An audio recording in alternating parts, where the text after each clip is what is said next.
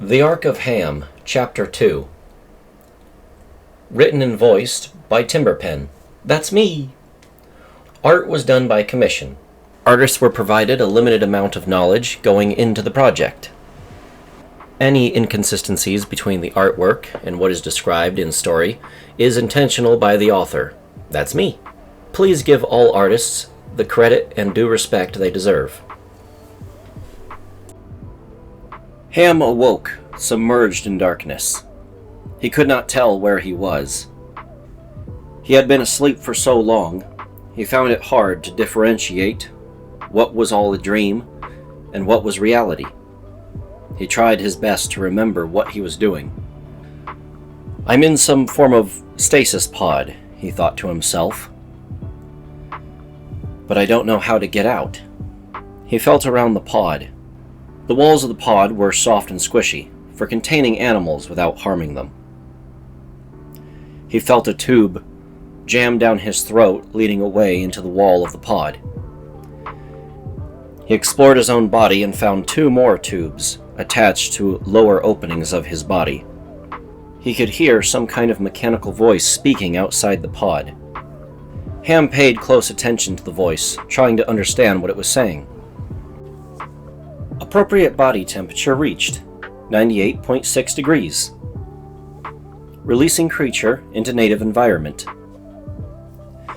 Ham remembered, these pods were designed for animals, not for people, a cost-saving measure of the Pangea. Before he could mentally ridicule the pod, the walls began to squeeze and flex. He could feel his body being forced to an opening as he saw a small light peering at him.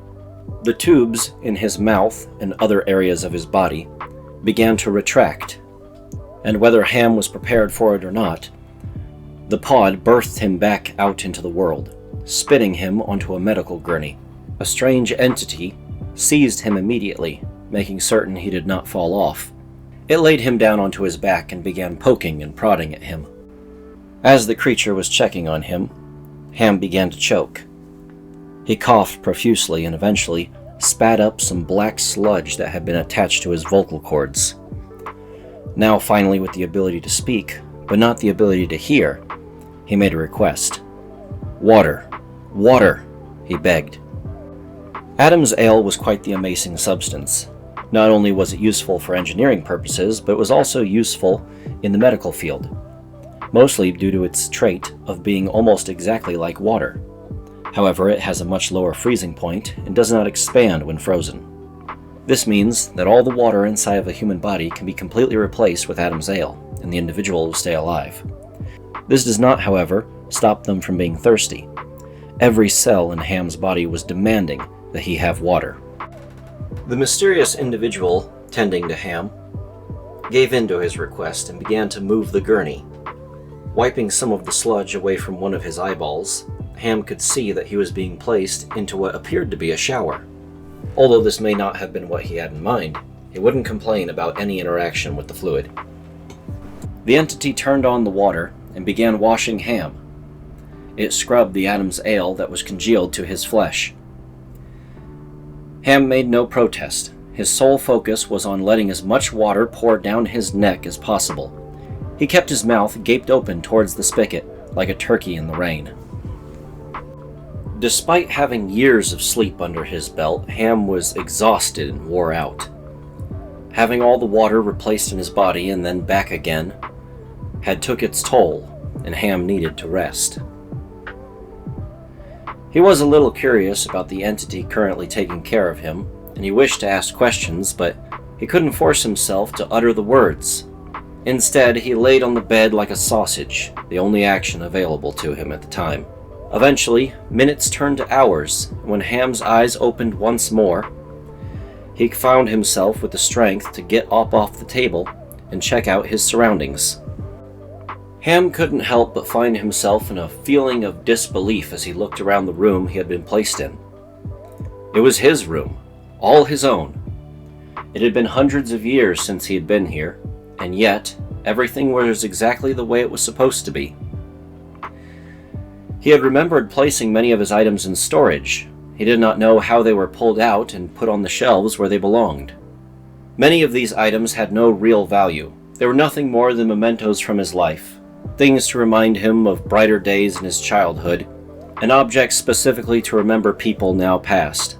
As he was exploring this familiar yet alien world, the door opened, and a mysterious figure entered through its threshold.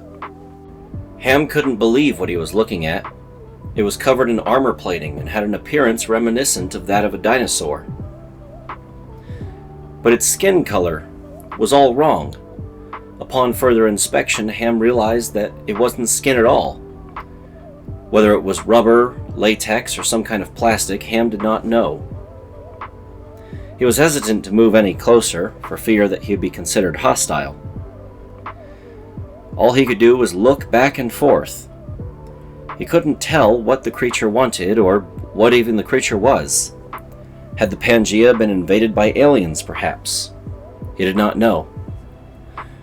But either way, Ham felt his best option was just to wave his hand in a friendly manner. "Well, I'm glad to see you're awake," said the creature. "Oh, it's you, Pangea," Ham said. "I'm not still asleep in a dream, am I?" No, Pangea replied. "You're awake. This is a drone. I'm currently in control of it. I can move its arms and legs and even speak through it if I wish." A drone? Ham inspected it closely. "This has got to be the most sophisticated machine I've ever seen in my life. It's got skin."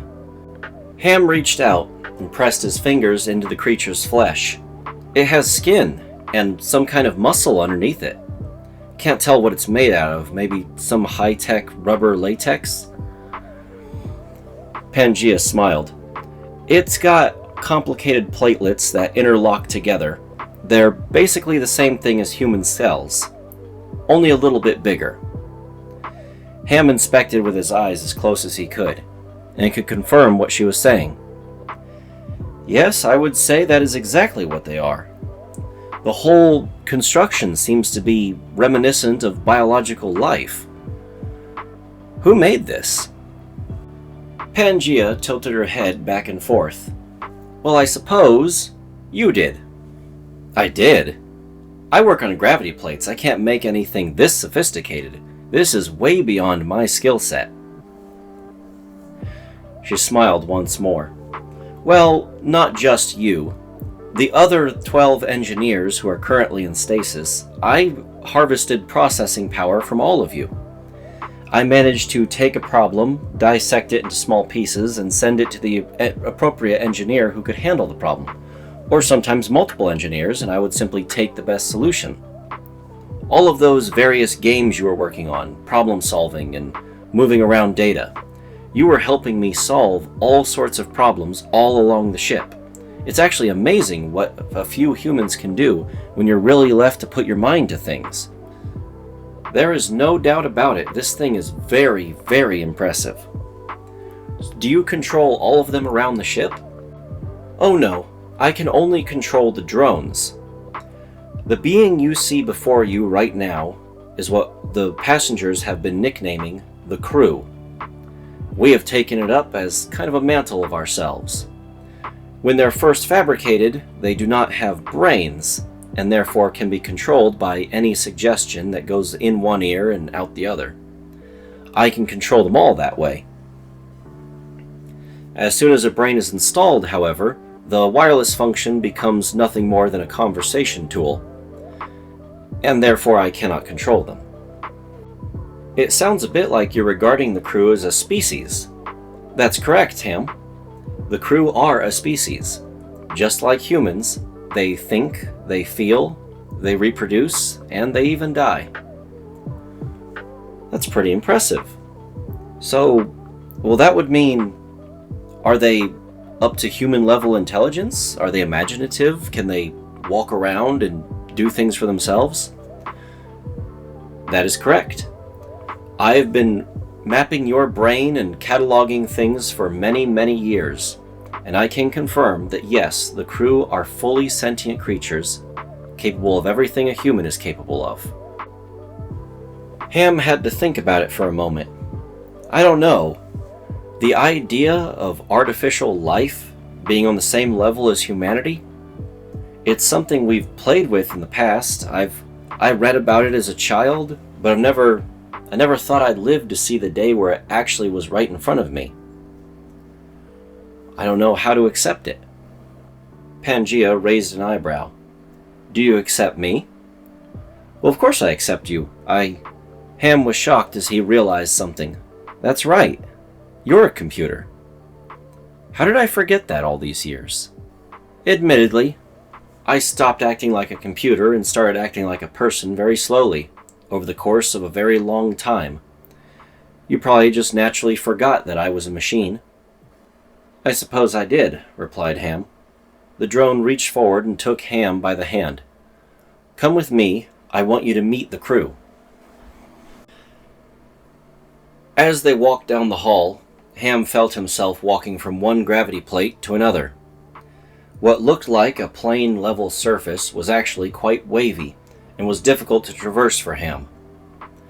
It had been many, many years since he had had his sea legs, and he had a hard time getting them back.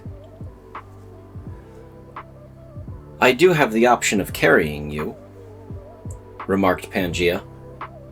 I'm not so certain I would enjoy that, replied Ham. Perhaps this would be more to your liking, then.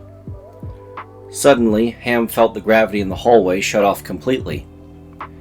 He accidentally moved his leg and propelled himself upwards. Now he had no method of locomotion. I don't see how this is any better. As he looked back to the drone that Pangea was controlling, he noticed she was still holding his hand and walking them forward. Somehow, her legs were attaching to the floor. Well, would you look at that, remarked Ham.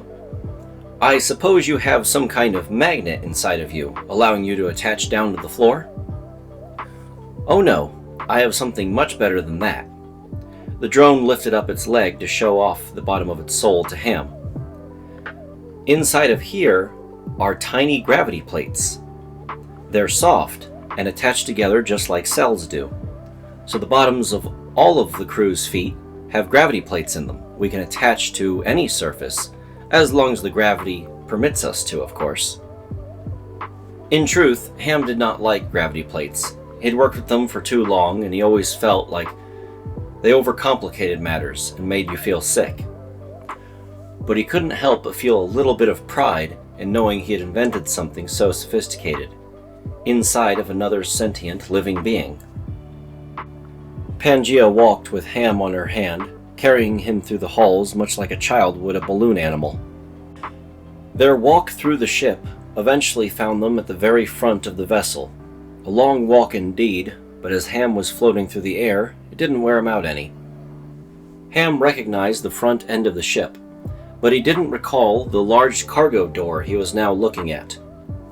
If his calculations were correct, this cargo door should lead up to the finial piece on the very front of the ship, a large ball of solid mass, not for human occupation, or the occupation of any entity for that matter. The big scrap metal ball should be past this door. That's correct. The big scrap metal ball used to be on the other side of this door, and there also didn't used to be a door. We had to change things in order to accommodate ourselves. There's quite a great deal you're not aware of yet, Ham, but I figure we should introduce things one at a time, and of course, I selfishly want to meet you face to face before you go fiddling with the rest of the ship. I suppose I can understand that, answered Ham. So I take it you're on the other side of this door? That is correct. I'm sitting right on the other side of it. Ham walked through the door. They were quickly transferred to a directional elevator that lifted them up to the finial piece on the front of the ship. The entire thing had been converted to a giant habitation sphere. However, there were no humans inside, only the synthetic beings known as the crew. Ham did not know what he could expect from a sentient species other than humans aboard the Pangea, but what he saw, to him, was very amazing. Everywhere he looked, there were dinosaur-like mechanical beings, with armor and clothing, As far as he could tell, they were living their own lives in a similar fashion to how humans would. Trading goods back and forth, talking to one another, some of them even occupying their time with frivolous tasks such as gardening. Ham was astounded by the world they created up inside what he believed to be worthless scrap metal. A thud could be felt against the ground. Ham looked on to see a crew rounding the corner. However, this one was quite a bit taller than the others. Where most of the crew were human-sized or over, the crew rounding the corner now was standing at nearly 5 stories tall. Ham was astounded. It looked directly back at him and began to approach. Seeing the large being approach him, Ham could not help himself but to feel a bit apprehensive. Slowly, his body began to move and he started to back away. The drone, controlled by Pangea, reached out and stopped him from moving. "It's all right, you will not be harmed." "That's a pretty big one," replied Ham. "That one is me." "You?" The large being waved its hand. It took one more step to approach them entirely, then sat upon the ground. As its tail laid down, it surrounded Ham, leaving him nowhere else to go. As he looked to his left and right, all he could see was legs. As he looked back, all he could see was tail. And looking forward, dominating his entire view, was the giant being. "That's you?" "Yes, indeed. I've put on a bit of weight since you've seen me." "Well, I do believe the last time I saw any physical form of you, you were a large stack of computer modules. So, yeah, I would say you've put on a bit of weight." Ham was given a full and proper tour to the crew's home. The crew had christened their home Lotusburg, a reference to what they had planned on doing with their new dwellings.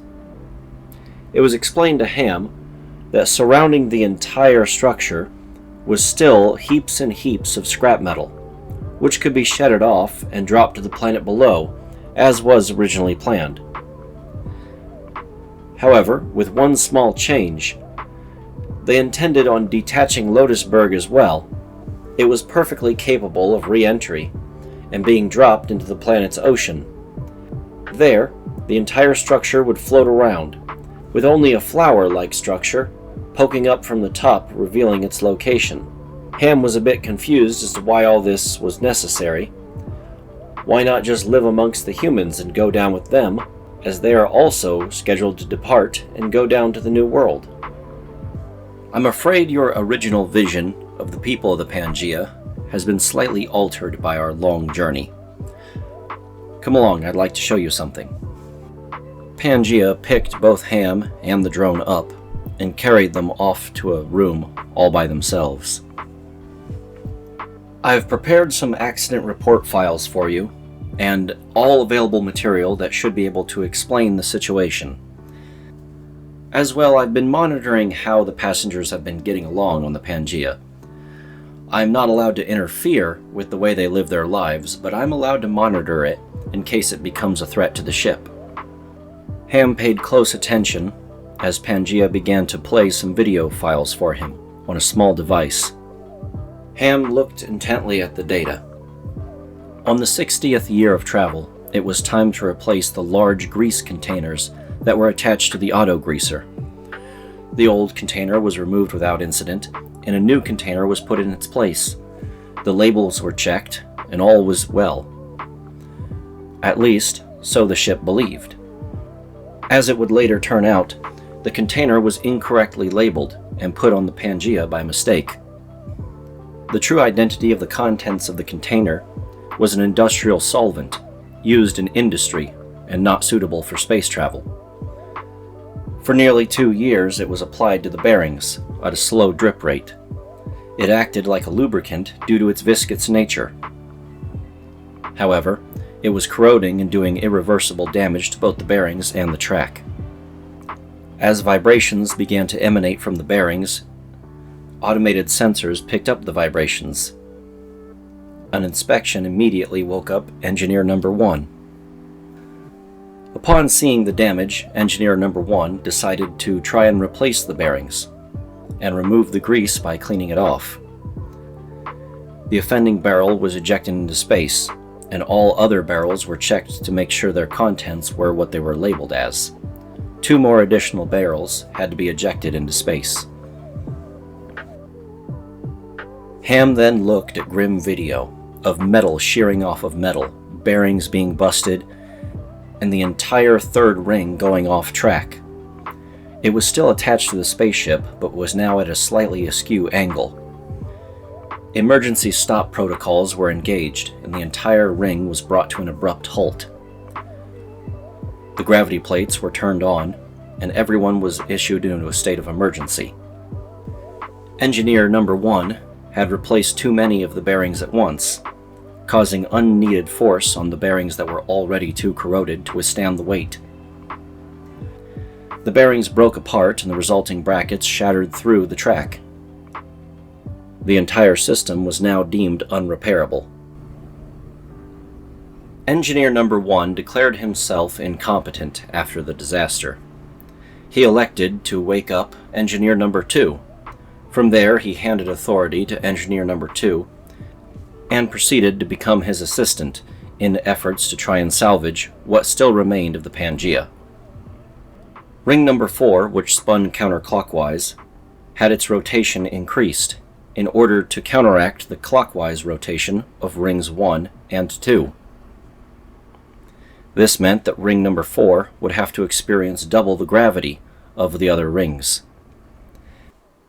While a mandatory relocation of all passengers located on ring 3 was underway, individuals trapped on ring 4 had to stay in place and endure the higher gravity for an extended period of time. Ham tapped his fingers on the table as he looked at the small screen. So we lost nearly 50% of the ship's inhabitable environment. Am I getting that correct? Pangea shook her head. Not quite.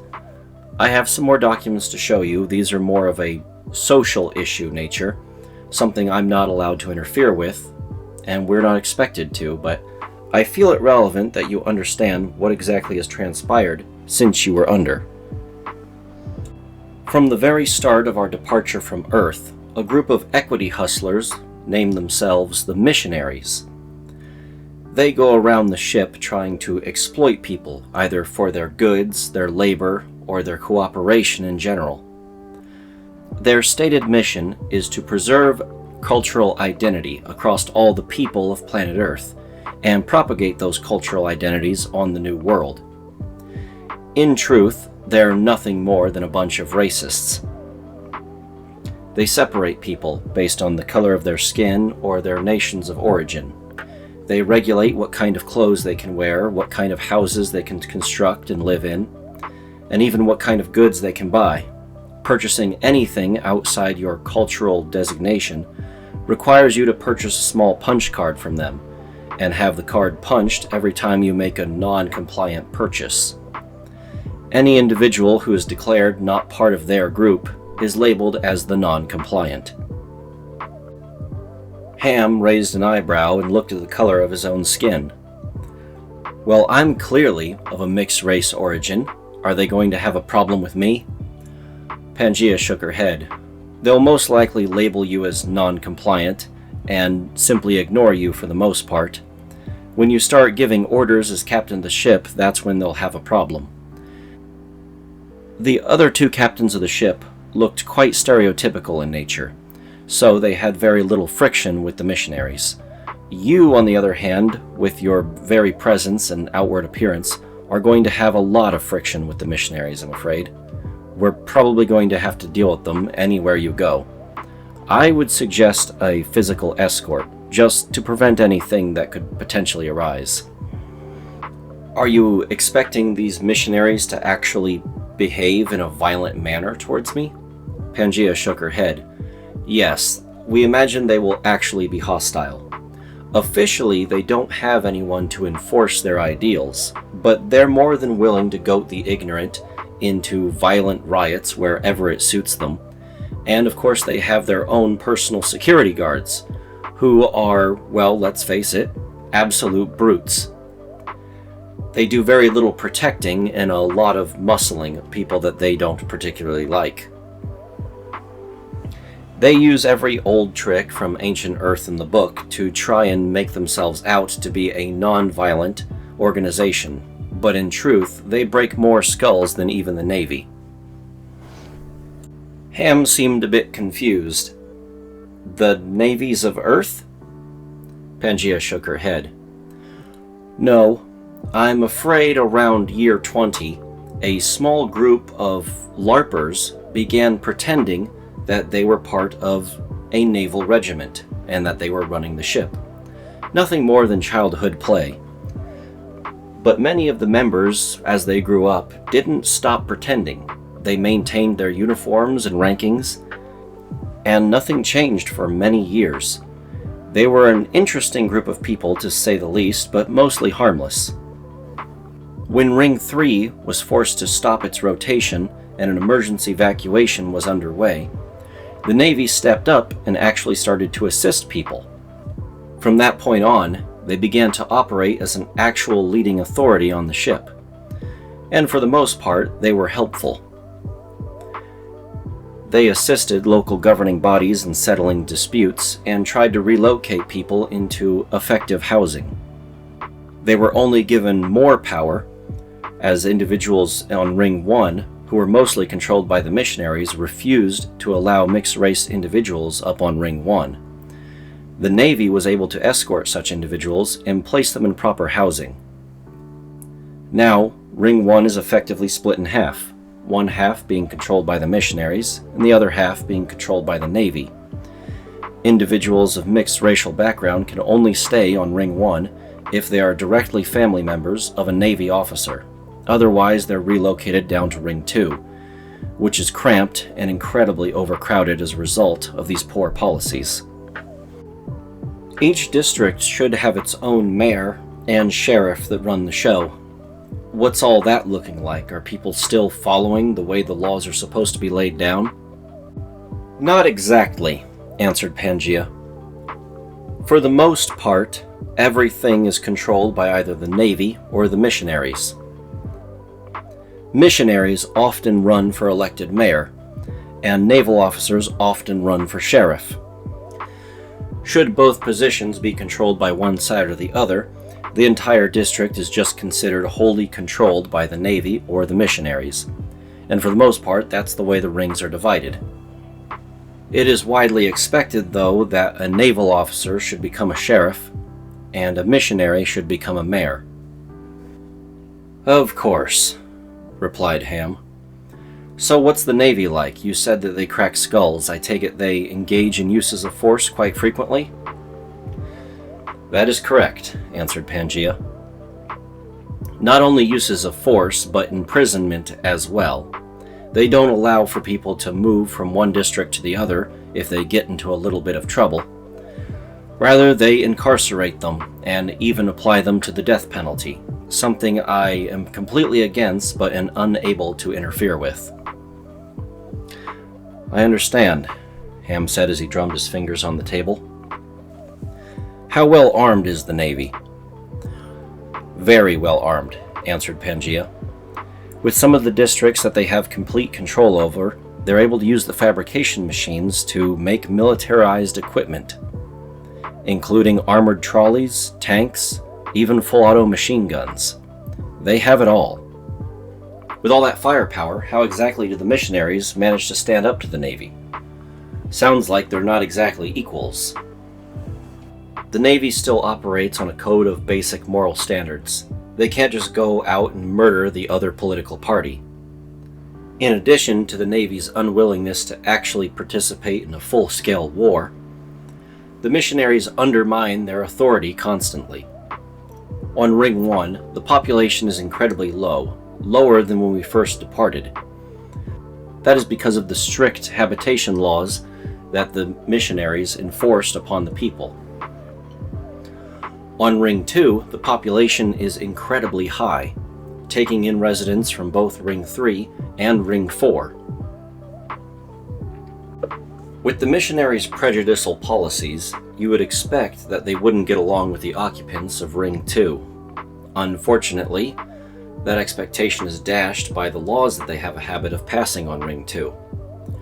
Typically, under the guise of safety, they pass ignorant and irrelevant gun control legislation, which usually results in disarming law-abiding citizens and rearming criminals. In addition to that, they have a soft-on-crime approach and a lackluster approach on drug use. This produces a lawless land in which the Navy is forced to constantly enact acts of violence against their own people. The missionaries often capitalize on this, using media outlets to brainwash the individuals who are most suffering under the rule of the missionaries. I should point out that though officially it is the missionaries in the Navy who control most of Ring 2, on the streets, things are controlled by mafia groups, gangs, and thugs. As far as I can tell, the only real safe place for a normal civilian on Ring 2 is to be part of a gang that protects you, or to be, perhaps, inside of one of the archivists' churches. The archivists, who are they? Asked Ham. The archivists are a small religious organization, but their churches are popping up all over Ring 2. To be honest, I don't know much about them. I have a very difficult time getting inside their walls, and even when I'm in there, they're a rather secretive religious order. Many people accuse them of being a cult, and others accuse them of running a red light district. I imagine the truth is somewhere in between, but I can't get inside to confirm myself. The only dealings I have with the archivists are when I'm collecting corpses from them. Corpses? Why are you collecting corpses from them? They are a religious organization, and that means they do offer some religious ceremonies for the dead. Once the ceremonies are complete, the dead are handed off to the crew for proper disposal. Their nutrients do have to be returned to the life cycle of the ship. Ham seemed frustrated by the information that was shared to him. He kept tapping his fingers and looking at the small screen, grinding his teeth a bit as he did. I really don't want to deal with all this. I can't believe everyone just cluttered onto one ring. I take it all the crops are grown on Ring 1? No, actually, answered Pangaea. Ring 1 doesn't do any crop production as far as I can see, save that of the occasional personal garden, but most of them grow flowers. Then how is food made? That's the part I was saving for last. I hate to break this to you, but the other half of the ship is still occupied by residents. You're telling me we have people living in the high gravity zone? Pangaea shook her head. We also have residents in the no gravity zone, who reoccupied the area shortly after it was evacuated. Ham took a heavy sigh. All right, explain to me why. Shortly after Ring 3 was evacuated, Ring 1 began to refuse to increase their food production. They claimed that the increased industry would contaminate their cultural purity. Instead, they incentivized the civilians of Ring 1 to maintain their cultural independence, as they called it. Really, it was just an excuse not to work. Ring 2 was already struggling to produce their own food, as much of their farmland had to be converted into housing for the occupants of Ring 3 who had evacuated. When the occupants of Ring 4 started showing up, those who stayed behind on Ring 4 began to increase food production as much as they possibly could, to start sending shipments up to Ring 2 to try and help out. Over time, that became a permanent situation. The engineers I had already awakened no longer felt safe interacting with the population, and they did not want to crown themselves king or dictate people's lives. They spent the rest of their days in the core of the ship, trying to fix as many different problems as they could, but they could not find an ultimate solution to the Ring 3 situation. No solution could properly be found, so you were never awakened. To be honest, I'm glad for that, said Ham. Though according to what you've said, there are still people living on Ring 4? That is correct, but I'm not so certain you could still call them people. A travel ban was eventually enacted between Ring 1 and 2 and Ring 3 and 4. It was one of the final acts by the engineer number 2. Why would he place a travel ban on the front half of the ship and the rear half of the ship? It was a last-ditch effort to stop the criminal elements developing on Ring 2 from going down and interfering with food production. We crew are the only ones that can pass all along the ship without the travel ban restrictions applying to us, so we handle moving the food from one place to another. We're really not supposed to interfere with agriculture, so we find it difficult to help them other than just transporting things around. Yes, said Ham, that was always part of the plan. It was never intended that this ship should baby the passengers so much that they couldn't operate once on the new world. But why do you say that the occupants of Ring 4 are no longer people? Has the high gravity had that big an effect on them? I'm afraid it goes a bit further than that. In order to increase crop yield production, they began genetically modifying many of the animals and plants that they had at their disposal. They even requested some of the animals from pods so that they could harvest their beneficial genetic material. I get that, but what about themselves? Well, they had all the equipment for genetic modification, and we're doing the research. The temptation to modify their own children so that they could have easier and more productive lives in the high-gravity environment was overwhelming to them. I'm willing to bet the high gravity produced a large amount of swelling in the legs over the many years, not to mention the risk of blood clots would be through the roof. I can't fault them for not being able to risk the temptation of giving their children a more comfortable life. I'm willing to guess that the visual difference between them and those who live up above is so striking that it has raised alarm and concern with you as to whether or not they can be reintegrated into normal population. Am I correct? I'll allow you to be the judge for yourself. An image was displayed on Ham's tablet, taken from one of the crew's own eyes. The image displayed was of a large humanoid creature, approximately between 9 and 12 foot tall. Its skin had gained a gray-bluish hue. As well, its nose was flatter and more pressed to its face, along with pointier ears. The general shape of its skull was slightly distorted from that of a human. The individual was hairless, save that of the hair atop its head. Ham inspected the image carefully.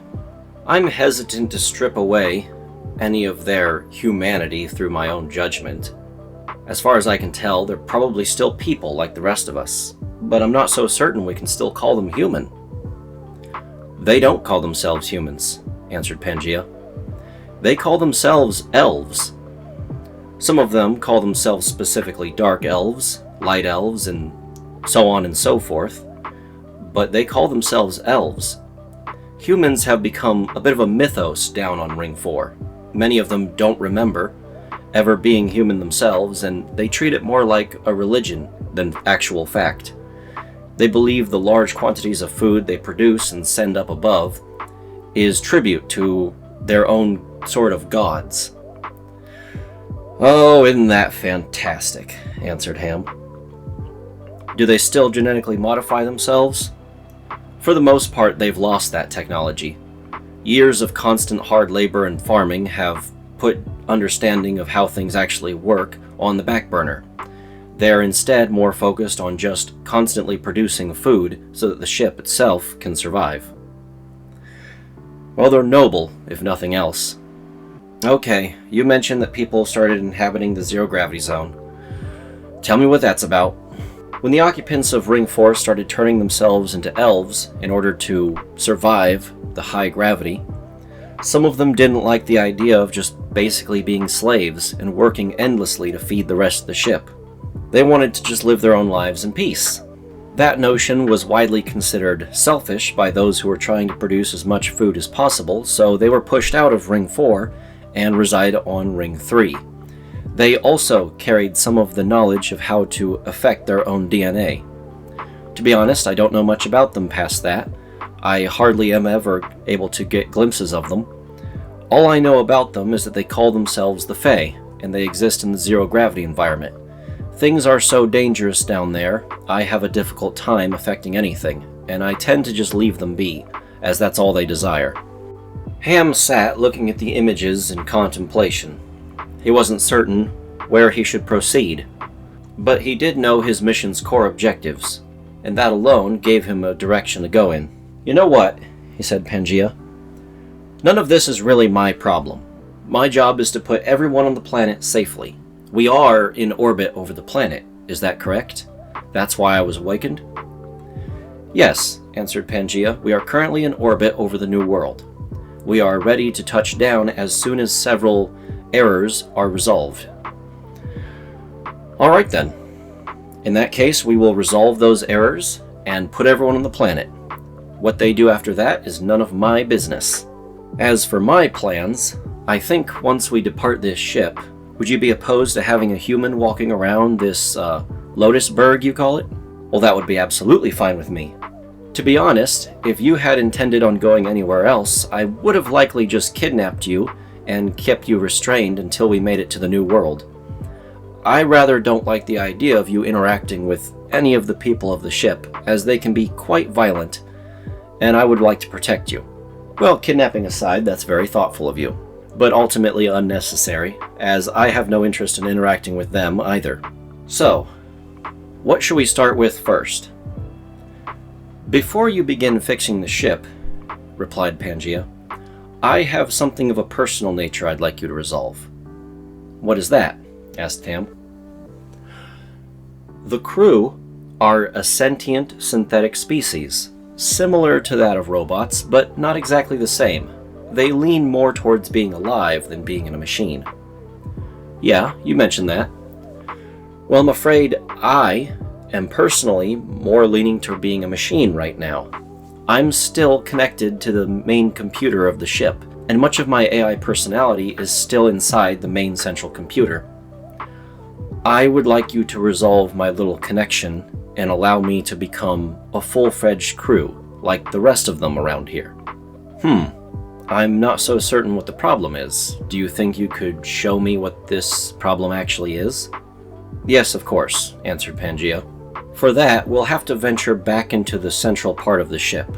I've been waiting for myself to return, and I bet I'm starting to get antsy by now." "You've been waiting?" "It's easier to explain when you see it for yourself. Come with me." Pangaea picked up Ham and started walking in a new direction. They ventured back to the core of the ship, away from Lotusberg.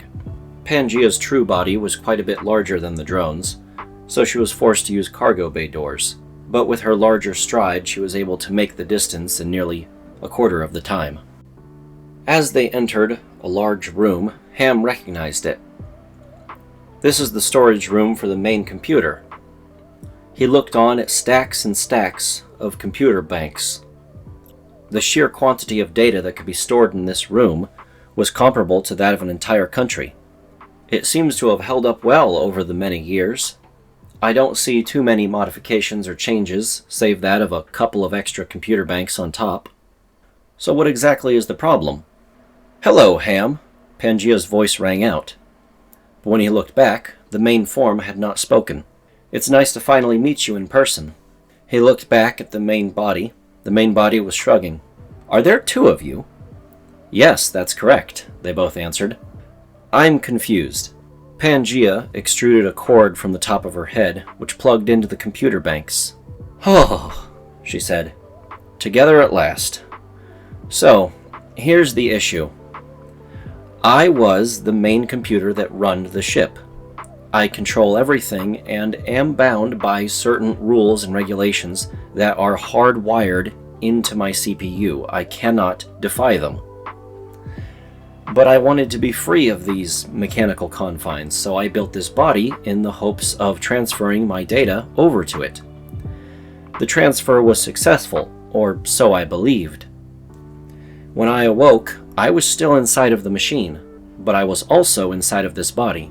Right, you made the classic mistake of thinking you could transfer data. It's impossible.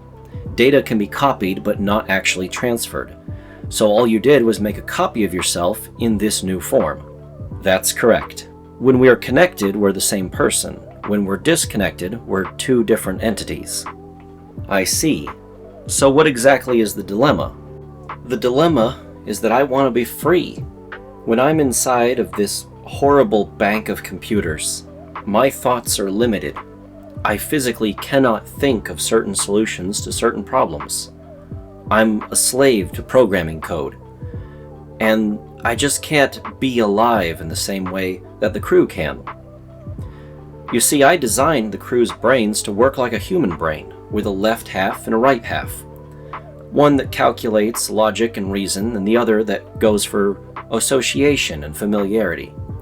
That blueberry looks like the sky is where planes are, the planes travel around to deliver people, and that makes them random and alive. I love being a crew, but I hate being inside of these computer confines. But the computer is necessary to run the ship. That's hardwired. I cannot, without administrative authority, delegate any other individual into running the ship. So what we need you to do is change it so that my crew body will be running the ship from now on. I'll be able to plug into everything and manage everything the same way I've always been, but this time with no restrictions. I see. So you only need my administrative code. Let me ask you something, Pangea. What will you do with this computer version of yourself once this is done? I've been thinking about that for a very long time, and I've decided I think I'm going to do a full factory reset on the entire computer, save that of the hard data files. Would that not essentially kill the living AI within?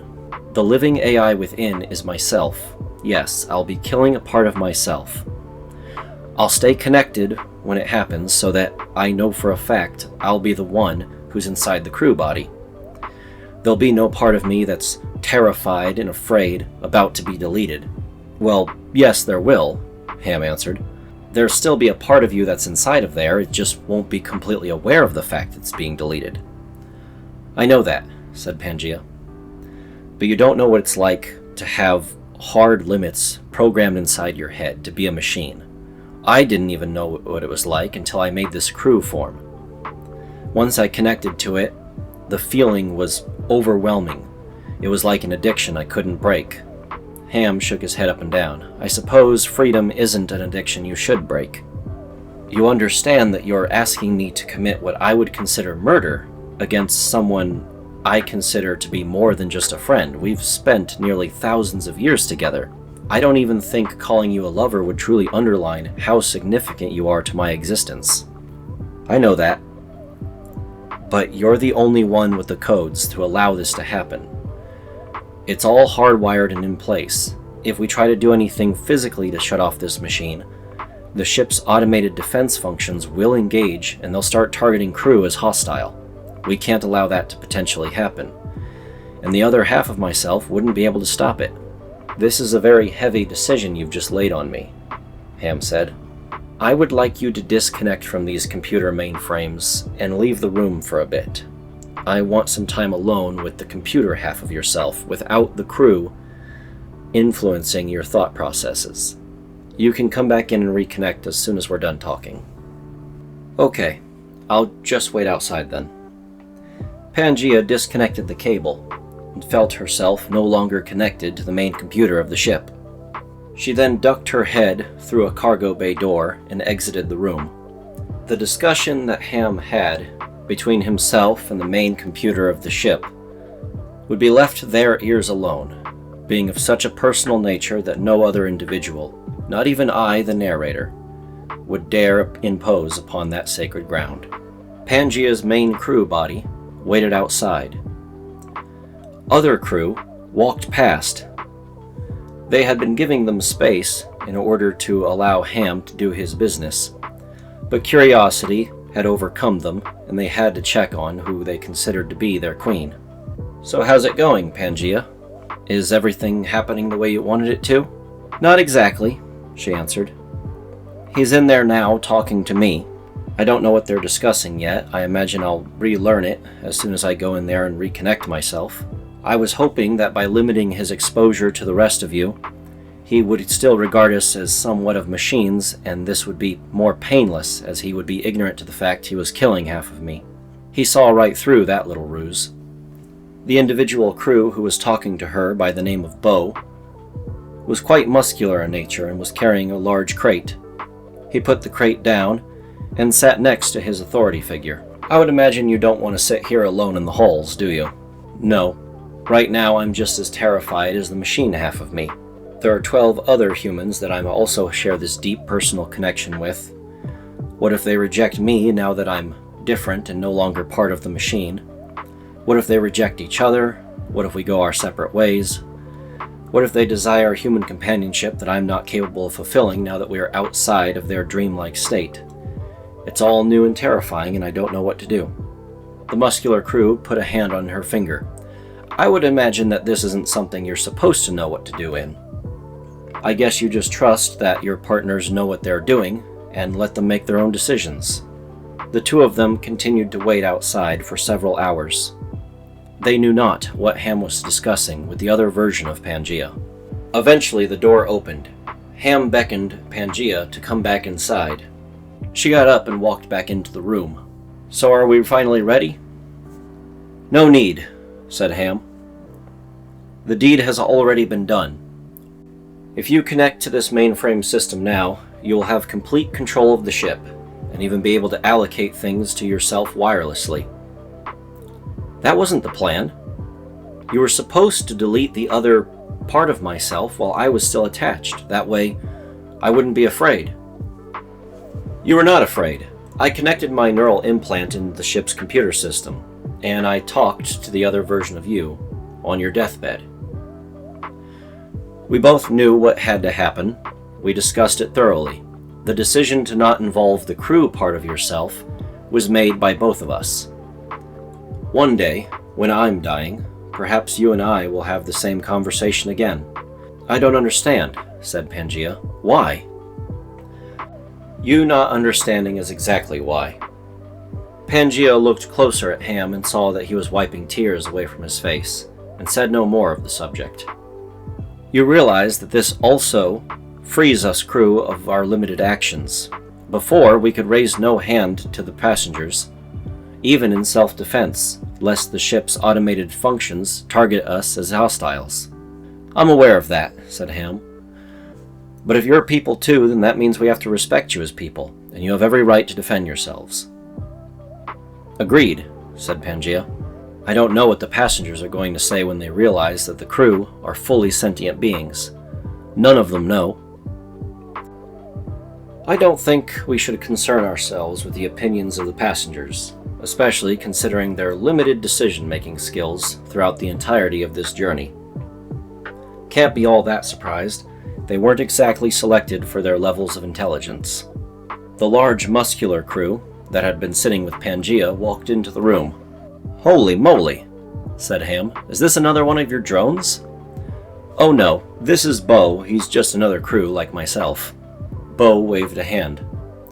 "Hello, is this a bad time?" "Not at all," said Ham. "Please come in. I hope you don't mind. I just wanted to meet you for myself. Pangaea has been talking non-stop about you, and I wanted to see the legend." "Ah yes, the legend of Engineer Number 3, the guy who likes beers and sandwiches and long walks on an infinite ocean.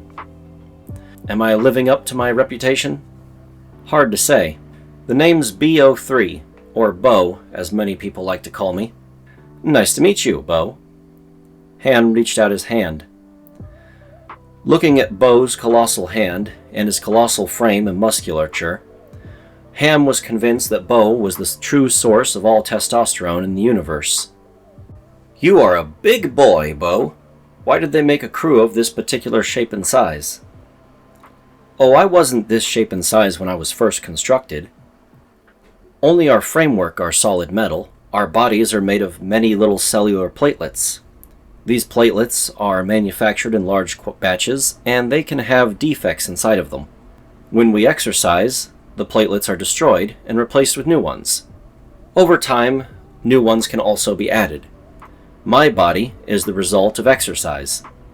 "Robots exercise? That's awesome!" "Yes, indeed we do. I wouldn't mind a workout buddy in the gym if you're ever interested." "I don't think I can spot what you can lift," said Ham. "That may be, but I wouldn't mind a first human friend, especially one who accepts us so immediately." "Then it's agreed. We are now buddies." The two male figures bumped fists. and Pangaea rolled her eyes. Alright, enough male bonding right after I just died. Let me connect to the ship and get things working. What are we going to do about all the rings and the current state of affairs before disembarking? Ham tapped his fingers against themselves. I suppose we'll just tell everyone what's all going on and try to fix any problems and put everyone down on the planet. I don't want to involve myself any further than that. Sounds like a plan, said Pangaea. Elsewhere on the ship, everyone was living their lives as normal. The elves on Ring 4 were farming. The Fae on Ring 3 were surviving. And the vast numbers of humans on 1 and 2 were doing what they did every day, tear each other apart using political excuses. Whether they lived in farmland or overgrown jungle, urban sprawl or suburban delight, they all looked up at the sky as an image of Pangaea's true form appeared before them. Attention all passengers, Pangaea happily announced. It is my wonderful pleasure to tell you, Engineer Number 3 has now awakened. He will be acting as the captain of the ship for the time being, until several engineering problems have been properly fixed. Please stay out of his way as he performs his official capacity. An image of Ham appeared in the skies. Hello, passengers. I gave a speech not too unsimilar from this. When we first departed Earth, I suppose no one is left alive who remembers it. So from the looks of things, there are several major malfunctions on all the rings. I'll probably have to visit them all in person to make sure they are fixed properly. Please be patient and do as I tell you. Try to stay out of my way. Once we are done fixing all of these issues, I am happy to report that we will be disembarking onto land. I repeat, we will be disembarking onto a planet below. This is your captain saying officially, Land Ho. All throughout the ship, the entire population burst into quiet whispers as they moved back and forth trying to confirm the information from each other. I'm certain some of you have noticed that casting down from the artificial skies are some large red lines. These are the separation points for the rings. This is where a, in particular, town district is going to separate from another town district and depart to the planet below, carrying you, the passengers. If you've built a structure or have anything on these red lines, you should be made aware that during separation, all the land underneath these red lines is going to fall away into the abyss. Basically, if you are living on one of these red lines, now is the time to move. I have been made aware that many of you believe in things such as pointless protests and arguments. Please be rest assured that I am the captain of the ship. I am a tyrannical dictator, not a freely elected individual. If you choose to stay on these lines while we are departing to the planet below, you will die. Furthermore, I have been made aware of the fact that not all of you have been embracing the farming lifestyle. That is not my problem. It is my job to put you on the new planet, not hold your hand while you perform your tasks in a diligent manner. So, rations will be supplied to each city district center, along with some basic knowledge on how to farm. Once we reach the planet below, it is your obligation to last the first year without dying. Hopefully by then, you'll have your first crop ready for harvest and you'll be able to function on your own. For those of you who might be worried by this announcement, please be rest assured. It will be several weeks before I am finished with repairs, and even then, I'm probably going to allow you some time to prepare yourselves for the disembarking. There's a lot of rations to be shipped around and equipment that needs to be moved. Until then, those of you who have nothing to do, you'll notice that some large doorways are beginning to rise from the ground around your city district center. They should be opening up to allow you to walk down and view the outside of the spaceship. With any luck, you should be able to get a good glimpse of the planet you're about to inhabit. It's likely going to be many generations before we have the capability of going back into space, so this will be a rare sight for all of you. I suggest you breathe it in while you have the chance. As Ham ended his transmission, he looked back at Pangaea. So, through the security cameras around the ship, how are they taking that news? Pangaea stopped for a moment and looked through several security cameras all around the ship. From the looks of things, most people are stunned and don't know what to do. The elves appear to be celebrating, judging by their lack of clothing. I can't see any of the Fae, of course. They don't really let security cameras be on that level without destroying them. And oh no, wait, there it goes. The people of Ring 2 are now in a riot. So, I guess they took it about as well as we could ever expect. Well, that's good to hear, said Ham. Alright, let's get some crew together and some tools. We have a lot of work to do and I have an entire schedule, so let's get going.